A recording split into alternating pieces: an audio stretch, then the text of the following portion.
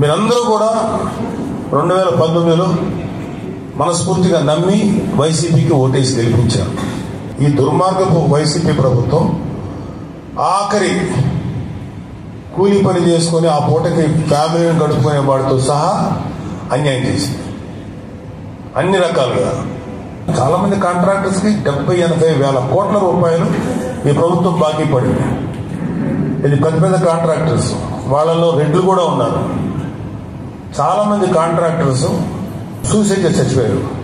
3 రూపాయలకి 4 రూపాయలకి 2 రూపాయలకి ఇంట్రెస్ట్ తీసుకొచ్చి ప్రాఫిట్ రాకపోగా అసలు కూడా రాక ఎదురు డబ్బులు కట్టలేక ఆస్తులు అమ్ముకొని రోడ్లు పాలైపోయిన ఉన్నారు, ఆత్మహత్యలు చేసుకున్నారు.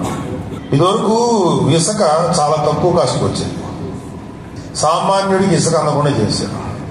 వేల లక్షల కోట్ల రూపాయలు అవినీతి జరిగింది ఈ వైసీపీ జగన్మోహన్ రెడ్డి హయాంలో.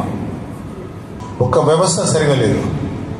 ప్రజల్లో ఇంకొక 2 సంవత్సరాలు కనుక ఇలా ఉంటే అసలు ఏ రాజకీయ ప్రభుత్వం పార్టీ అక్కర్లా, ప్రజలే లేచెల్లి కర్రలు కత్తులు తీసుకొని కనపడిన నాయకుడు కనపడినట్టుగానే ఏదైనా చేసేస్తారు. అలాంటి పరిస్థితులు రాబోతున్నాయి. శ్రీలంకలో ఇలాంటి పరిస్థితి వచ్చింది.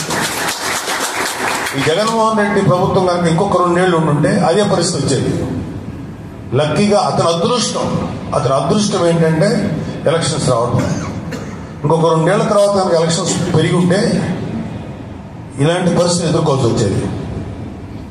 సో మనందరి అదృష్టం కూటమి ప్రభుత్వం పవన్ కళ్యాణ్ గారు కూటమిని ఏర్పాటు చేయడం, జనసేన, టీడీపీ, బీజేపీని ఒక కలిసికట్టుగా ముందుకెళ్ళి ఇలాంటి నీచమైన ప్రభుత్వాన్ని, ఇలాంటి నీచమైనటువంటి ప్రభుత్వాధినేతని గద్దె దించడానికి ముందుకెళ్తున్నాం.